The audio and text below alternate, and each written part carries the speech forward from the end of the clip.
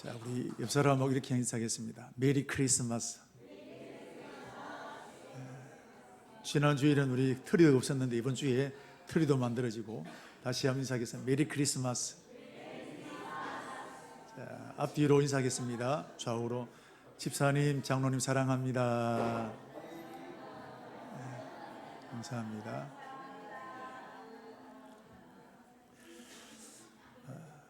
지금 절기가 대림절입니다. 대림절은 기다린다라는 그런 뜻인데, 기다릴 때 이 말 림, 오실 분을 기다린다라는 그런 뜻입니다. 진인사 대천명이라는 말이 있습니다. 사람이 할 일을 다하고 하늘의 뜻을 기다린다 할 때, 대천명할 때 대자가 이 기다릴 때입니다. 여러분, 우리 대림절은 다른 분을 기다리는 게 아니라 예수님을 기다리는 절기입니다. 할렐루야. 그렇다면 왜 예수님을 기다릴까요?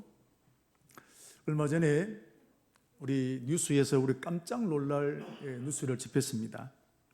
우리나라 많은 청년들이 취업하기 어려우니까 취업시켜준다는 그 유혹에 캄보디아로 갔다가 그 불법 감금이 되어지게 되고, 지금도 아직 나오지 못하는 청년들이 꽤나 많이 있습니다. 참 안타까운 일입니다. 아마 이 청년들은 하루 빨리 이 대한민국 땅으로 오고 싶은 마음이 간절하게 될 겁니다. 아마 정부의 도움을 어느 때보다도 많이 기다리고 있을 때가 지금이라고 생각이 되어집니다. 똑같은 일이 일어났습니다. 아담과 하와가 하나님과 같이 된다라는 그 유혹에 선악과를 따먹었습니다. 이거 먹으면 하나님처럼 된다. 그럴듯하지 않습니까? 아니, 내가 하나님처럼 된다는데. 그런데 그걸 따먹는 순간 마귀의 종이 되고 말았습니다. 그래서 하나님을 마음에 두기를 싫어하게 됩니다. 그래서 사람의 마음에는 하나님을 바라보는 마음보다도 악독한 마음이 생겼습니다.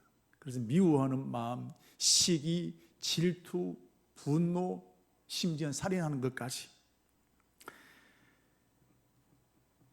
그래서 이런 마귀에게서 벗어나려고 몸부림을 치지만, 캄보디아에 있는 청년들이 자기 힘으로 거기서 벗어날 수 없는 것처럼 사람의 힘으로는 마귀의 굴레에서 벗어날 수가 없다는 겁니다. 그래서 우리 하나님은 독생자 예수님을 그래서 이 땅에 보내시게 된 것입니다. 하나님 이 땅에 이 죄에 빠져 있는 마귀의 종으로 굴레 속에 잡혀 있는 이 사람들을 구원해내기 위해서, 건져내기 위해서 구원자가 필요한 것입니다. 그런데 그 구원자를 보내시겠다고 약속하신 겁니다. 이때부터 사람들은 구원자를 기다리는 겁니다. 캄보디아에 있는 청년들이 정부의 도움을 기다리고 있는 것처럼 언제 구원자를 보내실까? 그때부터 사람들은 구원자를 기다리게 됐는데, 여러분, 이 구원자가 누구시냐? 바로 예수 그리스도십니다. 할렐루야. 여러분, 구원자가 되기 위해서 가장 중요한 게 뭐냐면 얼마나 힘을 가졌느냐? 그게 아닙니다. 구원자는 죄가 없어야 됩니다. 마귀는 여러분, 돈 있는 사람 겁내지 않습니다. 여러분, 귀신 들린 사람, 똑똑한 사람 겁낼까요? 군인도 겁 안 냅니다. 누굴 겁내느냐? 예수 믿는 사람을 겁내는 겁니다. 그래서 구원자가 되기 위해서 제일 중요한 조건이 뭐냐면 죄가 없어야 되는 겁니다. 그런데 이 땅에 죄 없는 사람이 한 사람도 없다 그랬습니다. 그래서 하나님은 죄 없으신 독생자 예수님을 이 땅에 보내시게 된 것입니다. 그 예수님이 태어나신 날이 무슨 날일까요? 그렇습니다. 성탄절입니다. 그래서 기다리는 겁니다. 그래서 성탄절은 어느 나라 어떤 조직이든지 여러분, 성탄절은 모두가 기뻐하는 날이 되는 겁니다. 그런데 예수님께서 이 땅에 오시고 난 다음 저와 여러분의 모든 죄를 뒤집어 쓰고 십자가에서 돌아가셨습니다. 그 예수님이 십자가에 죽으심으로 마귀의 굴레에 결박되어 있던 저와 여러분들, 모든 죄의 사슬이 끊어지게 되었습니다. 그래서 마귀로부터 완전한 자유함을 누리게 된 것입니다. 할렐루야. 예수의 십자가 때문에, 예수의 십자가의 보혈 때문에 우리가 지었던 어떤 죄가 다 도말되어지게 되었다는 사실입니다. 여러분, 저와 여러분이 죄 용서받을 수 있는 길은 딱 한 가지 외에는 없습니다. 예수 믿는 것입니다. 예수 믿으면 어떤 죄라도 용서됩니다. 어머니가 용서 못할 아들의 죄가 어디 있겠습니까? 하나님도 회개하면 다 용서하시는 것입니다. 그래서 그 사람에게 하나님의 자녀가 되어지는 권세까지 부어주시는 것입니다. 여러분, 대림절 기간에 교회는 나오지만 아직까지 그 예수님을 나의 구주로 영접하지 못한 분이 있다면 이번 이 대강절 기간 동안에 오늘 예배 드리면서 그 예수님이 나의 주님으로 영접되어지는 축복이 있게 되기를 바랍니다. 그래서 대림절은 예수님을 기다리는 절기다라고 했습니다. 그런데 기다리는 자세가 굉장히 중요합니다. 아이고, 언젠가는 오실 거야. 그냥 막연하게 기다리는 겁니다. 이렇게 기다리는 것이 아니라 우리 주님 반드시 오신다. 같은 기다림이지만 전혀 다른 것입니다. 이런 막연하게 기다리게 되면 내가 원하는 대로 되어지지 않으면 쉽게 지치고 그냥 포기해버리게 됩니다. 그러나 반드시 오신다는 확신이 있어지게 되면 시간이 더디 가도 지치지 않게 되는 겁니다. 그럼 확신은 언제 생기느냐? 생겨난다고 이런 확신이 생기는 게 아닙니다. 큰 소리 친다고 확신이 생기는 게 아닙니다. 확신은 언제 생기느냐? 약속이 있을 때 생기는 겁니다. 예를 들면 우리 자녀들은 핸드폰 갖기를 제일 소망합니다. 근데 막연하게 엄마 친구들이 가지고 있으니까 나도 핸드폰 사주세요, 이렇게 때를 쓰는 아이도 있습니다. 자, 그러나 어떤 경우는 야, 네 초등학교 졸업하면 내가 사줄게, 부모님이 약속하는 경우도 있습니다. 자, 내가 갖고 싶어서 핸드폰을 갖기를 원하는 사람은 늘 불안합니다. 왜요? 안 사주면 어떻게 해야 되지? 그래서 엄마를 늘 달달 볶게 됩니다. 그러나 부모님의 약속을 받은 사람은요, 불안하지 않습니다. 약속을 받았거든요. 여러분, 같은 기다림이지만 전혀 다른 기다림이 되는 것입니다.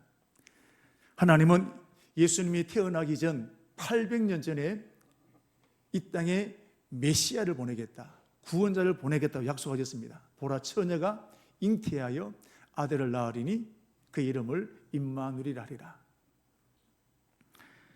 많은 우리 앞섰던 믿음의 사람들은 이 약속의 말씀을 믿고 그들의 생이 다하는 날까지 메시아가 오실 것이다, 힘들고 어려울 때를 만날 때마다 메시아가 오실 것이다, 구원자가 오실 것이다 기다렸습니다. 마침내 우리 하나님은 그 메시아를 보내게 되셨는데, 하나님은 예수님이 태어나셨을 때 똑같은 말씀을 하셨습니다.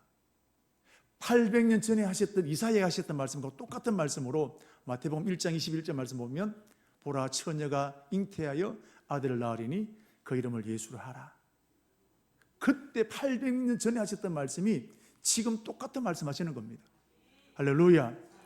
약속은 반드시 이루어지게 되는 것입니다. 오늘 제가 새벽 기도하면서 여호와는 말씀하시고 이루시는 분이라고 그랬습니다. 사람은 말하고 끝날 때가 많습니다. 하나님은 말씀하시고 이루시는 분이십니다. 일을 행하시는 여호와, 그것을 만들며 성취하시는 분이 하나님인 줄로 믿습니다. 여러분, 이렇게 하나님은 약속하신 것은 하나님의 때에 반드시 이루시는 겁니다. 그래서 우리에게 뭐가 필요하냐? 인내가 필요한 거예요. 언제까지? 그 약속이 이루어질 때까지. 할렐루야. 그런데 우리 예수님은 저와 여러분에게 한 가지 약속을 하셨습니다. 다시 오신다라는 거예요. 그때 오셨던 예수님이 이제 하늘로 성천하시게 돼, 십자가에 죽으셨다가 부활하신 다음에 하늘로 올라가시면서 하신 말씀이 사도행전 1장 11절 말씀 보시면 천사들이 말을 합니다. 어찌하여 서서 하늘을 쳐다보느냐. 너희 가운데 하늘로 올려지신 이 예수는 그 다음에요, 하늘로 가심을 본 그대로 오시리라. 다시 오신다는 겁니다. 요한복음 14장 3절 말씀 보시면 너희를 위하여 뭐 하라고요? 거처를 예비하면 내가 다시 와서 너희를 내 있는 곳으로 데려가겠다 그랬습니다. 다시 오신다는 겁니다. 여러분, 이때 저와 여러분 유찰한 청감교 모든 성도들이 함께 올라가게 되기를 축복합니다. 여러분, 그러므로 대림절은 아기 예수님만을 기다리는 절기가 아니라 다시 오신 예수님을 기다려야 되는 겁니다. 그것을 준비하는 기간이 대림절인 것입니다. 이것이 바로 진정한 대림절을 맞는 우리 성도들의 자세인 것입니다. 오늘 읽었던 말씀을 보시면 다시 오실 예수님을 기다리는 저와 여러분이 어떻게 해야 되는지를 말씀하고 있습니다. 오늘 읽었던 말씀을 짧은 내용인데 반복되어서 나오는 말이 있습니다. 그게 뭘까요? 깨어있어라. 오늘 제목처럼 한 번이 아니라 몇 번요? 3번씩 합니다. 깨어있어라, 깨어있어라, 깨어있어라. 문지기까지 한 말들 보면 4번이나 하고 있습니다. 여러분, 이 말씀의 뜻이 뭘까요? 24시간 동안 잠자지 말고 눈을 부릅뜨고 있으라는 그런 말씀인가요? 예수님이 설명을 합니다. 34절 보시면 어떤 사장이 이제 해외로 출장을 떠나면서 밑에 있는 부장, 과장들을 불러서 해야 될 업무를 지시했습니다. 그래서 마지막에 한 말이 뭐냐면 깨어있어라 그랬습니다. 여러분, 깨어있으란 말은 24시간 동안 자지 말라는 말 아닙니다. 내게 맡겨진 그 일을 잘 감당하라는 거예요. 여러분, 환자를 간호하는 중환자실에서 환자를 간호하는 이 사람 예를 들어보면 24시간 동안 예를 환자 옆에서 간호를 해야 됩니다. 자, 이것은 자지 말고 간호하라는 말 아니지 않습니까? 모든 초점을 환자에게 맞추라는 겁니다. 환자의 작은 숨소리, 어떤 작은 미세한 변화, 의사가 처방한 내용들을 시간 맞추어서 잘 약을 먹이고 하는 것, 이것이 바로 그가 할 일이라는 겁니다. 여러분, 보호자도 잠을 자야 됩니다. 보호자도 밥을 먹어야 됩니다. 보호자도 커피 한 잔 마시는 여유를 가져야 됩니다. 가끔씩 핸드폰 검색도 해야 됩니다.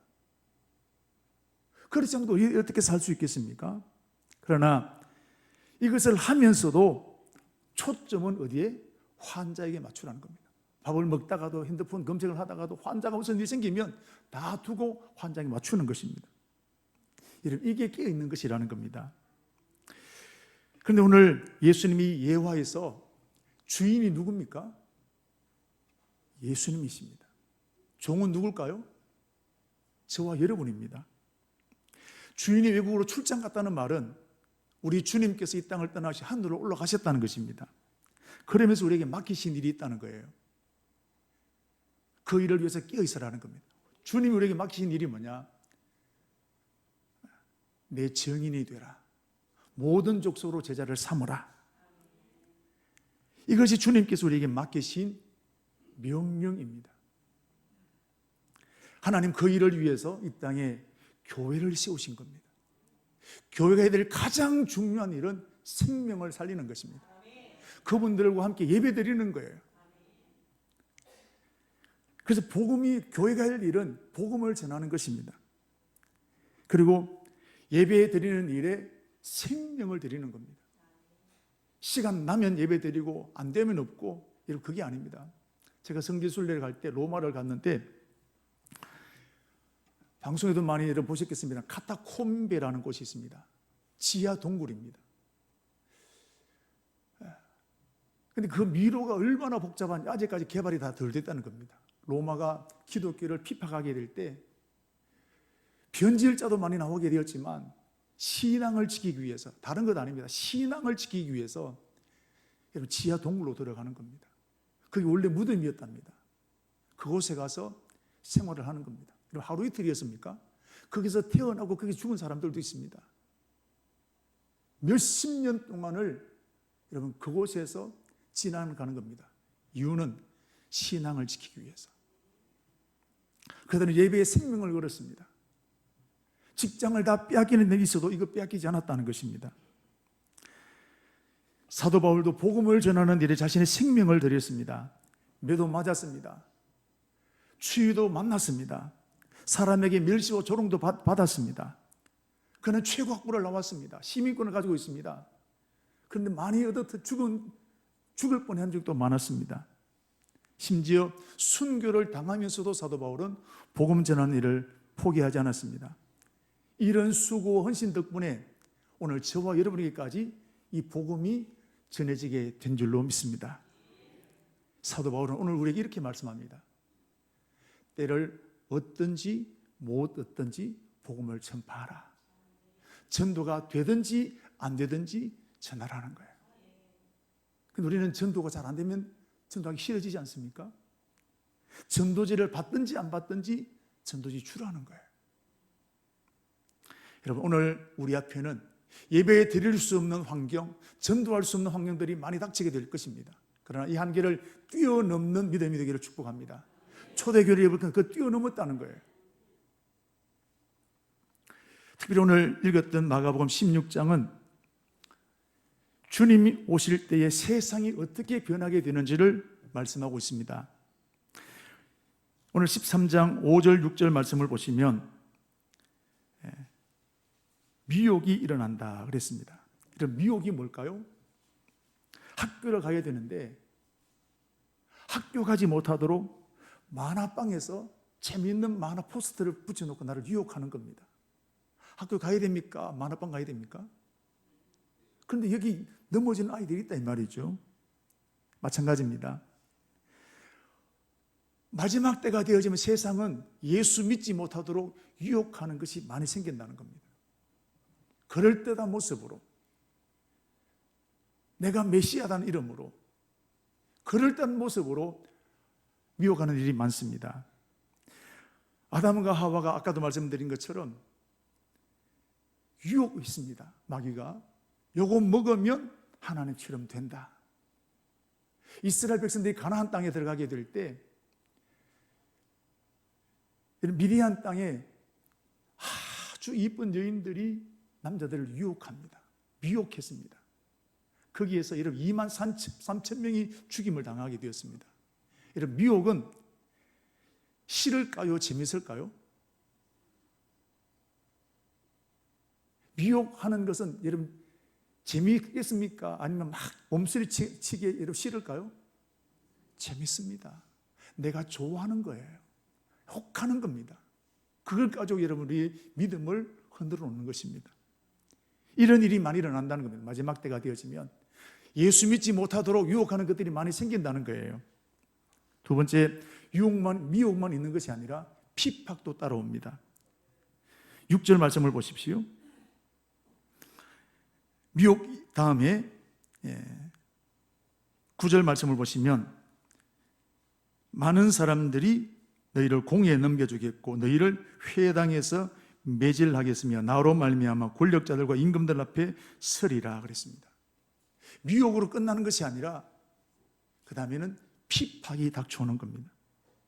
이런 핍박은 신체적인 압박을 가하는 겁니다. 재산을 빼앗아갈 수도 있습니다. 때릴 수도 있습니다. 세상은 여러분 예수 믿는 것을 싫어합니다. 그래서 이유 없이 싫어지는 겁니다. 여러분 사도 바울이 무슨 나쁜 짓을 했나요? 예수 전했습니다. 복음 전했습니다. 그런데 매를 맞았어요. 우리나라에 들어왔던 이런 선교사님들 보십시오. 나쁜 일 가리지 않았습니다. 그런데 교회 간다고 예수 믿으라 한다고 여러분 때리는 거예요. 세상은 예수 믿는 걸 여러분 기뻐하지 않습니다. 그래서 예수 믿는 사람들 교회를 향해서 이유 없이 욕하고 비난할 때가 굉장히 많습니다. 사도 바울 때 여러분 아까 말씀드린 것처럼 전도할 때 많은 핍박을 당하게 되었습니다. 지금도 세상은 교회의 비난거리를 찾고 있습니다. 때로는 동성애를 반대하는 교회를 향해서 비판하고 있습니다. 옳은 일을 함에도 불구하고 비판하는 겁니다. 어떤 대학은 학교에서 전도하지 못하도록 금지한 학교도 있습니다. 이렇게 앞으로는 노골적으로 예수 믿는 것을 싫어하고 비판하고 반대하는 일이 생긴다는 것입니다. 유대인들이 유대인이라는 이유 때문에 많은 사람들이 잡혀 죽었습니다. 앞으로도 예수 믿는 것 때문에, 내 이름 때문에 권력자들 앞에 끌려가서 매질을 당할 것이다 말씀하지 않았습니까? 앞으로, 지금은 그렇지 않았지만 앞으로는 그런 일이 생길 수 있다는, 지금도 이런 전 세계를 보면 단지 예수 믿는다는 이유 때문에 참수를 당하는 사람들도 꽤나 많이 있다는 것입니다. 이게 앞으로 마지막 때가 되어 갈수록 일어난 세상의 징조라는 겁니다. 그리고 디모데후서 3장 1절에서 5절에 있는 말씀 보시면 말세에 이런 일이 일어난다 그랬습니다. 돈을 사랑하며 자기를 사랑하며 자랑하며 교만하며, 이게 여러분 한 10몇 가지가 됩니다.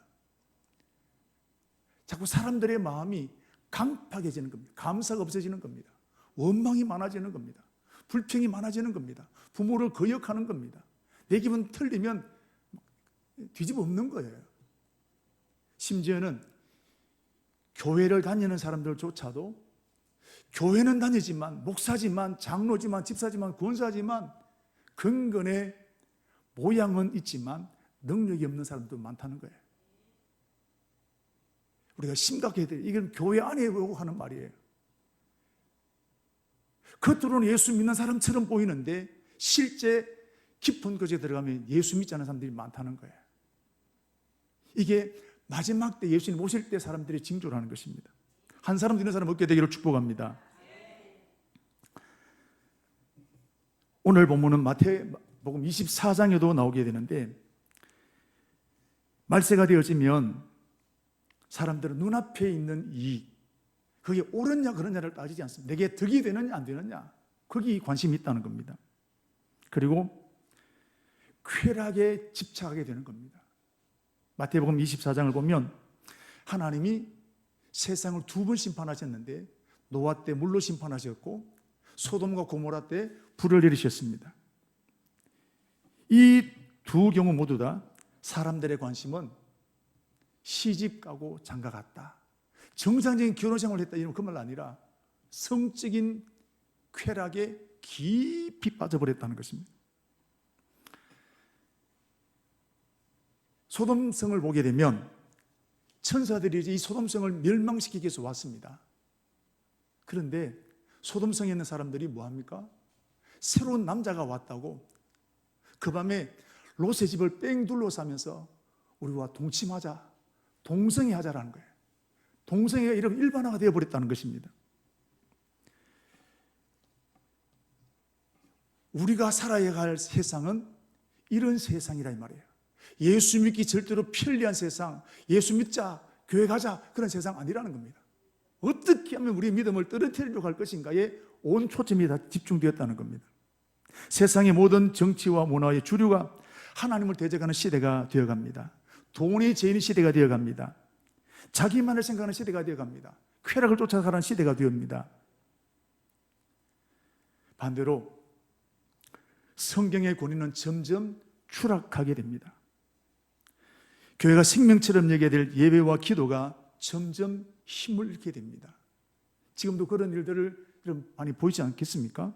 땅끝까지 정인대로 말씀하셨고 때를 얻든지 못 얻든지 복음을 전하라 했는데 전도의 힘을 잃어가고 있습니다.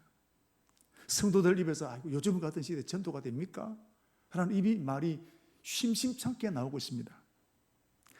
여러분, 1년을 지나오면서 전도지 한 장도 나눠주지 못한 사람들도 있지 않겠습니까? 여러분, 앞으로 점점 이런 시대가 더 극해지게 될 것입니다. 더 심각해지게 될 것입니다. 우리 예수님도 우리가 살아가야 할 시대가 이런 시대인 걸 아신 거예요. 그래서 오늘 하신 말씀이 깨어있어라. 한 번이 아니라 깨어있어라. 또 깨어있어라고 강조하신 이유는 정신 차리라는 것입니다. 그냥 엉벙덤벙 교회 다니지 말라는 겁니다. 여러분, 환경을 뛰어넘는 믿음이 되기를 축복합니다. 한계를 뛰어넘는 믿음이 되기를 축복합니다. 우리 예수님이 땅에 처음 오시게 될 때에도 마찬가지였습니다. 우리 하나님은 죄에 빠져 있는 저와 여러분을 구원하기 위해서 메시아, 하나님 독생자를 이 땅에 보내셨는데 아무도 몰랐습니다. 하나님은 엄청난 일을 하셨는데 사람들은 몰랐습니다. 제사장도 있었고 왕도 있었고 율법을 연구하는 서기관들도 있었습니다. 특별히 800년 전에 처녀가 잉태의 아들을 낳을 것이다, 메시아를 보낼 것이다, 이세의 줄기산 사겨나게 될 것이다, 예언하고 약속하셨습니다. 그들은 알고 있습니다. 메시아가 오실 것이다. 그런데 메시아가 정작 태어났는데 아무도 그 메시아가 태어난 것을 몰랐습니다. 보았는데 못 본 겁니다. 들었는데 듣지 못하게 된 것입니다. 그런데 예수님이 태어나신 것을 안 사람이 있습니다. 목자들, 동방의 박사들. 이들은 서기관들처럼 율법을 잘 몰랐습니다. 그런데 이들은 예수님이 태어나신 걸 알게 된 것입니다. 베들레헴까지 가서 그들에게 예수님에게 경배하고 동방에 있는 박사들은 먼 거리를 와서 황금과 유향과 몰약을 예물로 드렸습니다. 여러분, 있으면 보이게 됩니다. 깨어있으면 들리게 되는 거예요. 하나님은 깨어있는 사람에게 눈을 여시고 귀를 열어 주실 줄로 믿습니다. 특별히 이 목자들, 자기 일에 열심히 사람들이었습니다. 그러나 늘 영적인 안테나를 세우고 살아갔던 사람입니다. 하나님이 이 목자들에게 예수님이 탄생하셨을 때 아무도 보지 못했던 천국의 모습을 보여주게 됩니다. 예수님이 탄생하신 그날 천국에는 어떤 일이 일어나게 되었을까? 자, 우리 누가복음 12장 13절 14절에 있는 말씀을 보시면 천국의 모습을 보여줍니다. 홀련히 하늘에 있는 모든 천군과 천사들이 하나님을 찬송하여 이르되 지극히 높은 곳에서는 하나님께 영광이요 땅에서는 기뻐하심 입은 사람들 중에 평화로다. 이게 어디 모습입니까? 천상의 모습이에요. 천국에 있는 모든 천사들이 다 일어나서 지극히 높은 곳에서는 하나님께 영광이요 땅에서는 평화로도 말씀하는 겁니다. 예수님이 태어나게 된 이 엄청난 사건, 아무도 보지 못했지만 양치는 목동에 불과했던 목자들은 이 천국의 비밀을 발견하게 된 것입니다. 여러분, 깨어있는 사람에게 복을 주시는 것입니다. 우리 예수님 재림 때도 마찬가지입니다. 깨어있는 사람만이 다시 오실 예수님을 맞이할 줄로 믿습니다. 특별히 예수님은 갑자기 오신다고 하셨습니다. 오늘 36절 말씀을 보십시오. 홀련이라는 말이 있습니다. 홀련이라는 말은 생각지 못했던 때, 갑작스러운 때라는 것입니다. 성경을 보시면 홀련이라는 말이 몇 군데 나오게 되는데 아까 말씀드린 누가복음 이 목자들 밤에 양떼를 지키는 겁니다. 자기를 하고 있습니다. 그런데 갑자기 홀련히 하늘 문이 열리는 거예요. 환상 속으로 들어가게 되는 겁니다. 오순절날 성령이 임하게 될 때 같이 기도하고 있는 중에 갑자기 홀련히 하늘로부터 급하고 강한 바람 같은 소리가 있어 그들이 앉은 온 집에 가득하며 마치 불의 휘처럼 갈라지는 것 그들 위에 각 사람 위에 하나씩 임하여 있더니 홀련히 기도하는 순간 갑자기 하늘 문이 열리게 되는 겁니다. 사도 바울은 예수 믿는 사람들을 정말 싫어했습니다. 그래서 그 사람들을 죽이기 위해서 오늘도 다메섹으로 가고 있는 중에 갑자기 하늘 문이 열렸습니다. 사도행전 9장 3절 사울이 길을 가다가 다메섹 이르니 홀련히 하늘로부터 그랬습니다. 갑자기라는 겁니다. 우리 주님 다시 오시게 될 때 이것처럼 갑자기 오신다는 거예요. 노아 홍수 때 소돔과 고모라 때 심판 때를 보십시오. 갑자기 오셨습니다. 얼마나 갑자기 오셨느냐? 그 큰 성에 이 세상 가운데 한 사람도 피할 사람이 없었다는 사실입니다. 그렇게 갑자기 오신 거예요. 우리 주님 다시 오실 때도 이렇게 갑자기 오신다는 사실입니다. 그런데 이 갑자기 일어난 이 사건 앞에 아무도 구원받지 못했는데 롯은, 노아는 살아남았습니다. 이유가 뭘까요? 깨어 있었기 때문입니다. 여러분, 이들은 24시간 동안 주님을 바라보는 그거 아니에요. 자기 일 열심히 했습니다. 자기 일 열심히 하면서도 영적인 안테나를 채우고 살아가는 겁니다. 이 사람들에게 하나님은 볼 수 있는 눈을 열어주시게 된 것입니다. 여러분, 도박하는 사람들, 게임에 빠진 사람들 보십시오. 말이 들리는데 안 들리는 겁니다. 보이는데 이런 보지 않는 것입니다. 노아 심판 때, 홍수 심판 때, 소돔과 고모라 때 분명히 말씀하셨습니다. 그런데 안 들리는 거예요. 보지 못하게 되는 것입니다. 관심이 다른 곳에 빠져있기 때문입니다. 사랑하는 성도 여러분, 지금도 하나님의 때가 임박하다고 말씀하고 있는데 오늘 28절 말씀 보십시오. 무화과 나무의 비유를 배우라. 그 가지가 연하여지고 잎사귀를 예면 여름이 가까운 줄 아나니. 이와 같은 일이 일어나면 인자가 문 앞에 온 줄 알라 그랬습니다. 미혹이 일어나게 되고 비박이 일어나게 되고 자연재해가 일어나게 되고 사람들이 사나워지게 되고 이런 것이 임하는 것을 보거든 인자가 문 앞에 온 줄 알아라는 것입니다. 지난 주간에도 우리 동남아 스리랑카에, 인도네시아에, 말레이시아에, 필리핀에 엄청난 폭우가 쏟아져서 150여 명이 죽었다는 것입니다. 이게 뭐예요? 하나님이 지금 말씀하고 있는 거예요. 여러분, 깨어있는 사람만이 보게 될 줄로 믿습니다. 그래서 우리 예수님께서는 깨어있어라, 깨어있어라, 깨어있어라고 말씀하셨습니다. 중요한 것입니다. 37절 말씀을 보시면 이 깨어있으라는 말씀이 누구에게요? 제자들에게 하신 말씀이 아니라 이 말은 누구에게? 모든 사람에게 하시는 말씀입니다. 오늘 저와 여러분에게 하시는 말씀이라는 것입니다. 사랑하는 성도 여러분, 성탄절을 앞두고 아기 예수님을 기다리는 것도 중요합니다.